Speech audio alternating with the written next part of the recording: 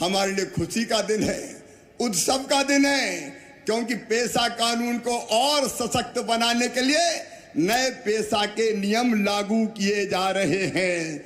मैं एक बात साफ करना चाहता हूं, यह पेशा कानून किसी के खिलाफ नहीं है। यह नवासी आदिवासी इलाके में लागू होगा, यह शहरों में नहीं, गांव में लागू होगा। और जो ग्राम सभा बनेगी, उन ग्राम सभा में आदिवासी भाई बहनों के अलावा वहां रहने वाली जातियों के भाई बहन भी रहेंगे। सामाजिक समरसता के साथ पेशा कानून के नियम हम लागू कर रहे हैं। और ये नियम क्या है, मैं बहुत संक्षेप में उन नियमों के बारे में आपसे भी मेरा निवेदन है, ध्यान से सुनिएगा कि इससे हमको मिलेगा क्या। मेरे बहनों और भाइयों, ये जमीन, ये जंगल, ये जल, ये खदाने भगवान ने सबके लिए बनाई है। बोलो बनाई है कि नहीं बनाई? अरे जोर से बोलो, बनाई कि नहीं बनाई? ये हम सबकी है।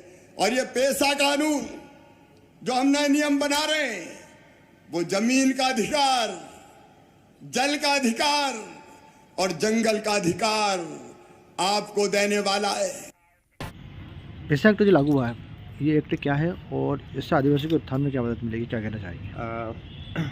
पेशा एक्ट जैसे कि नाम से विदित है, पेशा का फुल फॉर्म होता है panchayat extension to schedule area, और हिंदी में इसको बोलते हैं पंचायत उपबंध अनुसूचित क्षेत्रों में विस्तार।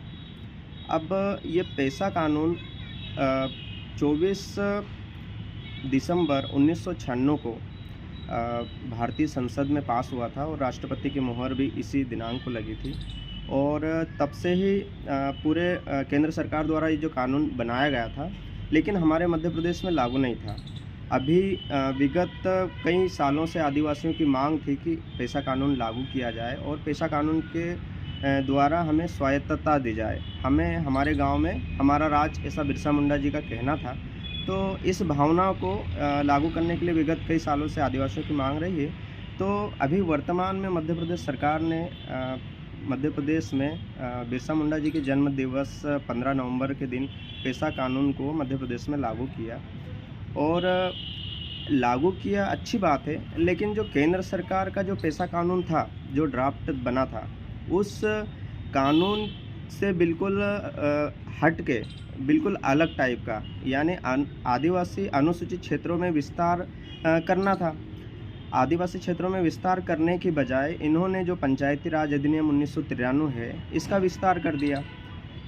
जैसे इसमें क्या है कि जो पुराना पेशा कानून था केंद्र सरकार का, उसके भाग 9 में ये लिखा था कि आदिवासी क्षेत्रों में एक विशिष्ट कानून होना चाहिए, एक प्रभावी कानून होना चाहिए, जिससे आदिवासियों को एक स्वायत्तता दी जाए, आदिवासियों का स्वशासन स्थापित हो सके।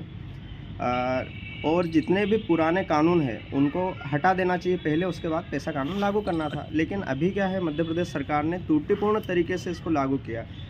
अनुच्छेद 243 जो पेशा कानून है, उस पुराना जो केंद्र सरकार का पेशा कानून है, उसमें अनुच्छेद 243 में आदिवासियों के स्वशासन को, आदिवासियों के एक स्वायत्तता को महत्व दिया गया, लेकिन वर्तमान में नहीं है, बिल्कुल वैसा नहीं। अच्छा, 20 जिलों में लागू किया गया था, इसमें जो बाकी के 30 जिले रह गए, तो क्या कहना चाहोगे? इसके लिए मैं बताना चाहूँगा कि ये भारत के राष्ट्रपति, जो देश का राष्ट्रपति होता है, उनके द्वारा एक आदिवासी बाहुल्य जिले, जहाँ पे 60% से ज़्यादा आदिवासी निवास करते हैं, वहाँ के लिए राज्यपाल एक अधिसूचना राष्ट्रपति के माध्यम से राष्ट्रपति अधिसूचना जारी करते हैं, जिससे वो अनुसूचित क्षेत्र में वो स्थान शामिल होता है, वो जिला। अभी हमारे मध्य प्रदेश में 89 ब्लॉक ऐसे जो अनुसूचित क्षेत्र में शामिल है।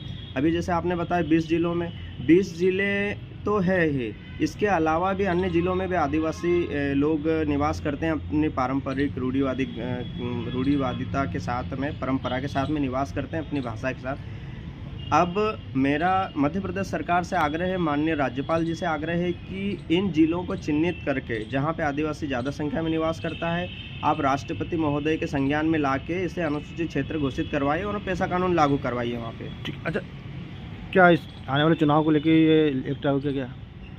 आने वाले चुनाव को लेकर अभी जैसे समस्त राजनीतिक दल जो भी है, आदिवासी समाज को वोट बैंक के अलावा कुछ भी उपयोग नहीं, वोट बैंक समझकर उपयोग कर रहा है। आने वाले समय में इसका फ़ायदा मिलेगा, नुकसान होगा, ये तो हम नहीं कह सकते। लेकिन मेरा ऐसा मानना है कि हमारा समाज अब जानने लगा है, जागरूक हो गया है और राजनीतिक पार्टियों के बहकावे में नहीं आ रहा है। राजनीतिक पार्टियां उन्हें उकसाने का, उन्हें लालच देने का प्रयास कर रही है, लेकिन उनके बहकावे में नहीं आने वाला और स्वतंत्र रूप से लोकतांत्रिक रूप से स्वयं निर्णय लेके वोट करेगा। आपका नाम? राकेश देवड़े।